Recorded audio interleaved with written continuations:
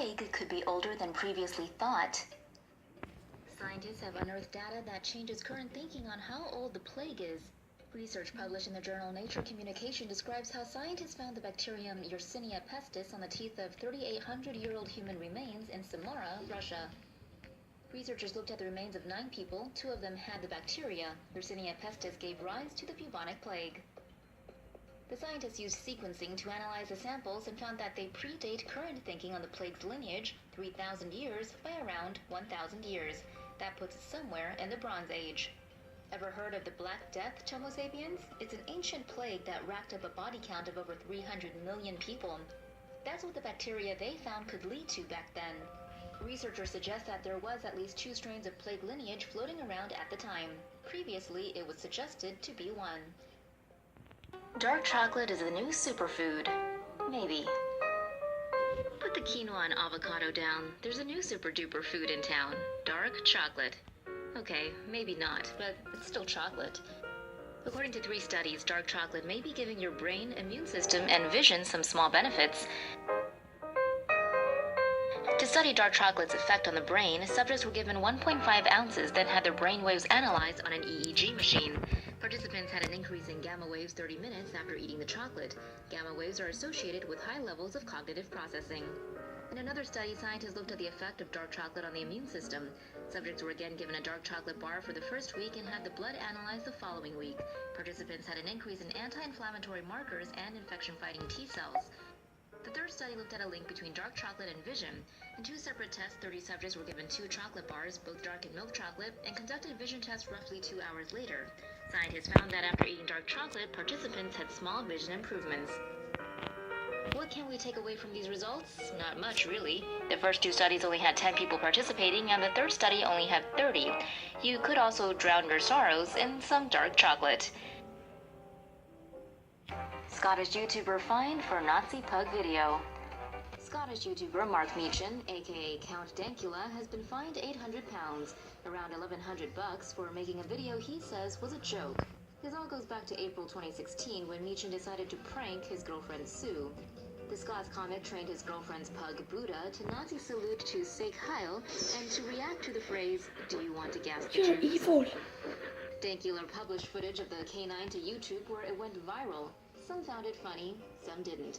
Reportedly, he says the phrase "gas the Jews" 23 times, and that's the part people found offensive, and the law took issue with. According to the BBC, Meechan said the joke was the juxtaposition of having an adorable animal reacting to something vulgar. Evidently, Scottish authorities didn't find it funny, so much so they charged Dankula with a hate crime. After a 2-year court case, on Monday the judge found Dankula guilty of making a grossly offensive video that contained menacing anti-Semitic and racist material. Concerningly, the prosecution pointed out that the context of the video wasn't to be decided by Meechan, but by the court. Context is central to comedy.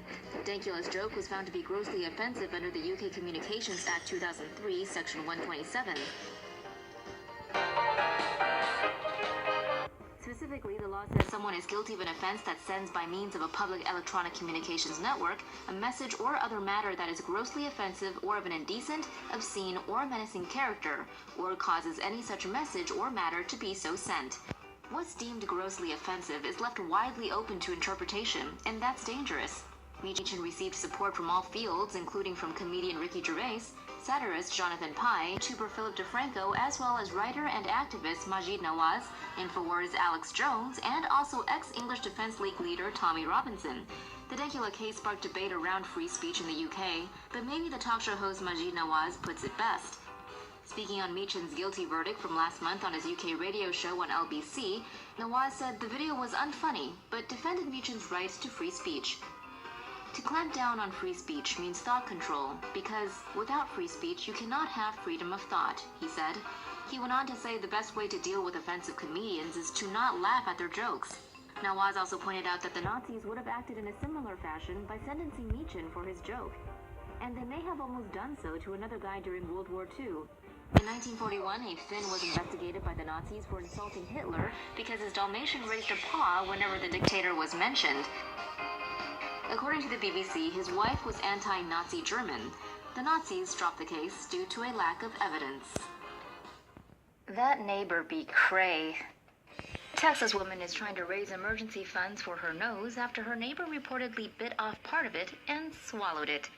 In an interview with ABC 13, the victim, identified as Tatiana, said she went to a bar Wednesday night with her next-door neighbor Jessica Collins, who was temporarily staying with her at the time. After a night out, they went home and Collins demanded more alcohol and cigarettes. According to Tatiana, she told Collins no and asked her to leave her property. Collins then jumped on her and pulled her to the ground by her hair. While Tatiana struggled to fight back, Collins apparently bit off a large part of Tatiana's nose. After passing out several times before realizing a chunk of her nose was gone, Tatiana became hysterical and called her husband while screaming, "I don't have a nose! I'm 28 years old and I don't have a nose anymore!" Collins has been charged with misdemeanor assault inflicting bodily injury. WRAL reported she was released on bond on July 16th. Tatiana, meanwhile, is in need of urgent plastic surgery, but she doesn't have health insurance. Doctors said she needs to have the surgery done in the next few weeks or it will become more complicated as the wound heals.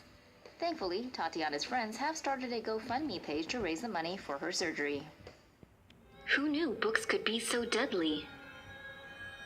Researchers in Denmark accidentally discovered 3 poisonous books. Nope, not books about poison, but 3 actually poisonous books. 2 researchers from the University of Southern Denmark were examining 3 medieval books to see whether any old Latin texts had been used in the binding. The scholars Jakob Hoek and Cor Lund Rasmussen wrote in The Conversation that the university library had previously found medieval manuscript fragments, such as copies of Roman law and canonical law, but they said this is normal as bookbinders in the 16th and 17th centuries used to recycle older parchments. The X-ray results showed something surprising, though. The green paint covering the works contained poisonous arsenic. According to Atlas Obscura, the use of arsenic-tinted green paint was commonly used for things like mail stamps, dresses, and ball gowns in the 19th century. And it wasn't until the early 20th century that scientists understood arsenic is actually dangerous when inhaled or when a person makes contact with it. The researchers believe that the paint was used to protect books from insects and vermin. For now, each of the 3 poisonous books they found will be stored in a ventilated cabinet while specialists digitize them so people won't have to physically handle them. Novichok nerve agent poisons 2 more people in the UK. The BBC reports 2 more people have become victims of the Russian nerve agent that affected a former Russian spy and his daughter. Apparently, a man and a woman were found unconscious in southwest England, where they were believed to be poisoned by the same nerve agent, Novichok, as the ex-spy and his daughter. Novichok nerve agents may exist as liquids in solid form or as an ultrafine powder. Novichok works by inhibiting an enzyme called acetylcholinesterase, which is involved in muscle movement. Motor neurons release a neurotransmitter called acetylcholine, which tells muscles to contract. Acetylcholinesterase removes the transmitter, relaxing the muscle. Novichok prevents acetylcholinesterase from relaxing the muscle, resulting in muscles contracting involuntarily and no longer functioning normally. The effects are wide-ranging, but the most critical are the effects on lung and heart function. These include respiratory paralysis and cardiac arrest. The BBC reports that if one is exposed to the nerve agent, they should immediately remove their clothes, rinse their eyes, and wash the exposed skin with water and soap. Contamination fears spark Eggo waffle recall. Kellogg recalled 10,000 cases of Eggo Nutri-Grain whole wheat waffles in 25 U.S. states on Monday due to potential risks of Listeria contamination. Listeria monocytogenes bacteria is commonly found in soil and water. Vegetables can be contaminated with the bacteria from soil, while animals can carry it without appearing ill and can infect meat and dairy products. Once inside food, the bacteria can spread to processing facilities, where it can survive for years, multiplying and contaminating other products. The bacteria can even survive being frozen and can spread to the freezer where the contaminated food is stored. When a person eats food containing Listeria monocytogenes, the bacteria can spread in the body and cause an infection, with symptoms including fever and muscle aches. CRF Frozen Foods announced a nationwide recall of almost 360 frozen fruits and vegetables after a Listeria outbreak in May. Meanwhile, ice cream brand Bluebell recalled its products everywhere after a large Listeria outbreak last year.